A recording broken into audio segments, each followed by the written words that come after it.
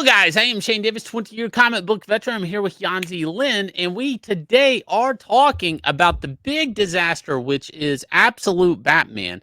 Absolute disaster. Here we guys go. We got big spoilers for Scott Snyder and Nick Dragotta's Absolute Batman. Woo! I like Nick Dragotta's work, and I do like the artwork I see in this book. I just wish, and I've said this before on my other videos, if you guys go check it out, hit like, subscribe, ring the bell for notification. I just wish it was a new character. That's it. I don't see Batman in this character at all. I see maybe another character in the Batman universe, but not Bruce Wayne. And we're going to talk a little bit about that. Now, first off, talking about this being a disaster, and this is becoming inarguable at this point, and really something that is the point of this video is what they're doing to get retailers, which I'm pretty sure that FOC is coming up on this.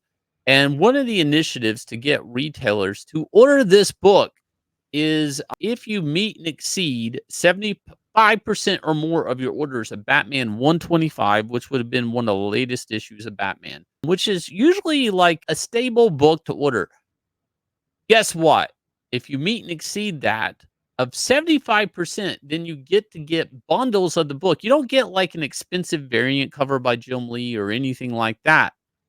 What you get is the ability to order 25 more copies for $25 net. Now, from my understanding, that would probably be the cost to print the book. Am I right or wrong? It'll be thereabouts because cover price right now, everything has gone up, people. So the fact is that it probably is close to about $1 for production. We're not counting the diamond fees and all that stuff. So it is safe to say they're probably doing this at a loss. Now, like you said, a lot of people are not seeing this as Batman just as you did. That's why they're like, we got to make people buy more copies of this book. I know, we're tied to Batman's sales numbers and tell them, you guys, if you match your Batman sales number, we'll give it to you at a whopping price of $1 a copy. So, Backsies.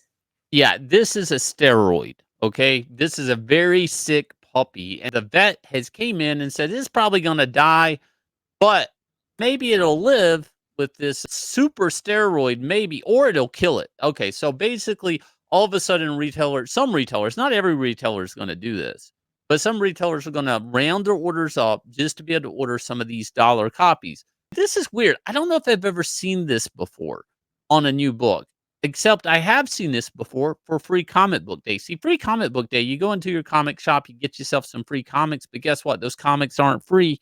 Those comics aren't free at all. The retailers actually paid for it. The retailers paid basically the print cost of the book. That's the only thing I've ever been told. And this, from printing books, like we do at 9 Lives Comics, go back Inglorious Rex 3. Here we guys go. Go check it out. 16 days left. This looks a lot like print costs. This looks a lot like the cost to actually just get 25 copies. This isn't paying for the art team. This isn't paying for the promotion. It's not paying for any of that. Now, it's up to the retailer what they do for those 25 books at $25. Do they turn around and sell those books for cover price or give them away for free? It's up to the retailer what to do with those books. They bought them.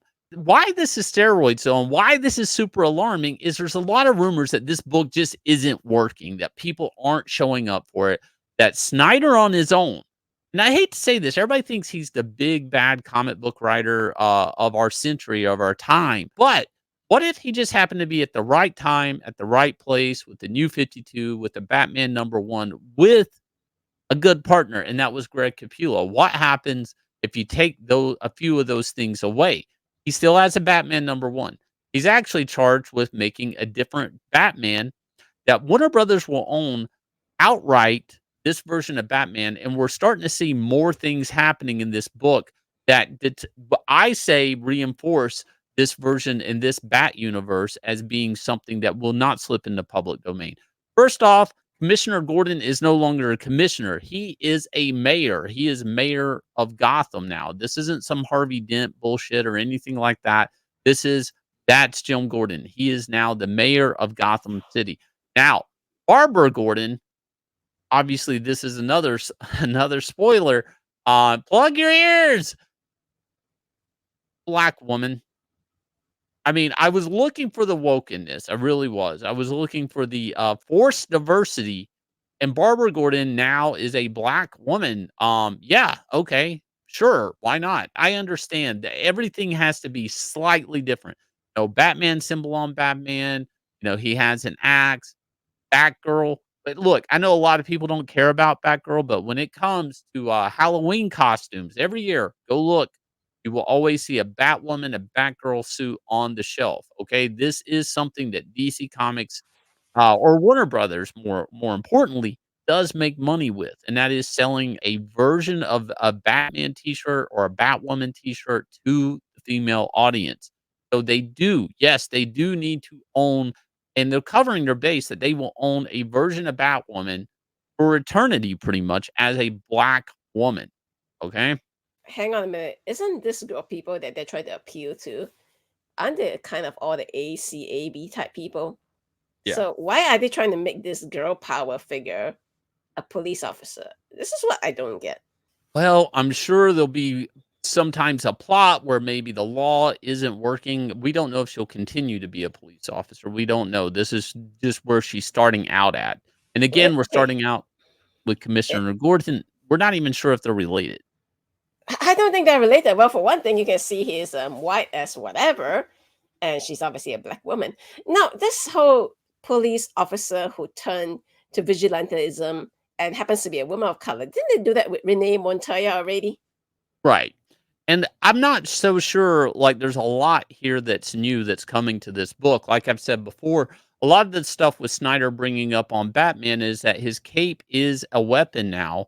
It's able to deflect bullets, throw people across the room, become animated. If you'll scroll down, there's pages of it. Again, a lot of this animated cape as a weapon, deflecting bullets, grabbing people, and throwing. We've seen this with Spawn, with his chains, with his cape. Maybe a badass Alfred. The only thing I would say that I'm really seeing that's new is the bat symbol being a not just a weapon, but an axe, and Batman amputating goons. I mean, this is different, edgy, sure. I think the artwork looks cool as a comic. I do want to read it. My biggest turnoff again is that this is Batman, that this is Bruce Wayne, this is Alfred. This pains me to keep saying this. This is an absolute new comic. That's what this is. This is not Batman. This is not absolute Batman. Nobody's really asking for all these changes in Batman.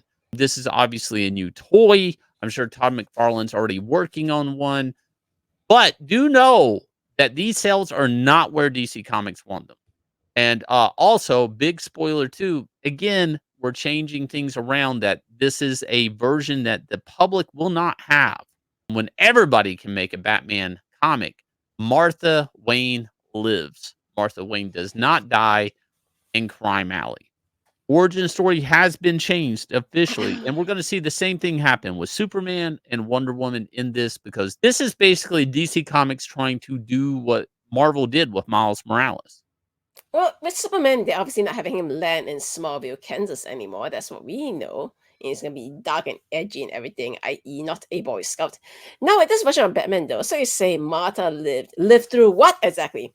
They're not rich people going to watch the opera or anything anymore, so they're not gonna get mugged exactly because this kid he grew up to be a city engineer, not exactly the makings of some trust fund billionaire kid.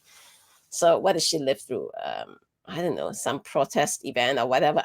I am just guessing at this point. The fact is that they changed it so drastically. Commissioner Gordon is a mayor now. That's kind of like a Harvey Dent thing, like you said. And then you have Barbara Gordon taking on Renee Montoya's role, essentially. So I'm just saying, at this point, which part of this is Batman exactly? Like, why even call it a Bat spoiler? This is not Batman as far as I'm concerned. This is Bat. Whatever. Whatever. Again, you know what kills me about this looks like a character that you would just build and add to the Batman already existing Gotham City gallery of superheroes like Robin, Nightwing, Red Hood. This just looks like another character you would just add to that roster. And look, you want to sell Bat books. This is like what keeps DC Comics alive. So much so, I would say it's been oversaturated. There's been too much Batman stuff. Like, I don't hear about any of the great runs on Flash or Wonder Woman or Green Lantern. And that is the health of DC Comics because, to be honest, Batman, just like we saw in the 90s, Batman movies top charts. They didn't need the Superman movie. They didn't need the universe. Batman, and just like X-Men's the same thing. These two properties can exist on their own without the rest of the Marvel universe or the DC. I don't see a win here at all for DC Comics, and this actually looks like a giant L with that sales initiative. Because when they sell 25 books for $25, if retailers exceed or meet that, those 25 books that they're selling for $1 are gonna total into the sales and give everybody a false impression of how well this book's doing. When they come out there and say, "This book sold 500,000 copies," which I know it won't. If they say that, and it does pretend that they did that, do know that, yeah, you sold 25 copies for $1 a piece. I don't know if retailers would buy those 25 copies and just use those as, like, giveaways or lottery items or just free comic book day books, to be honest. From my understanding, it's getting close to what retailers are paying for that. If you guys will hit like, subscribe, ring the bell for notification, let me know what you think about these changes and the desperate plea for you to buy this book. Check it out, I guess, if you want. Or go check out Inglorious Rex Volume 3, 16 days left in this campaign, $187,000. Let's up and go. Go check out this awesome monster hit book. If you like kaiju, if you like Rocky, if you like Godzilla, you will absolutely adore Inglorious Rex. Some of the most beautiful artwork done by Shane Davis. We got a beautiful Ethan Van Sciver cover. We actually have some cards that you can buy in this campaign also. This will be one of our first toys at Nine Lives Comics. Go check it out. The link is down below. And we'll catch you guys again with another video.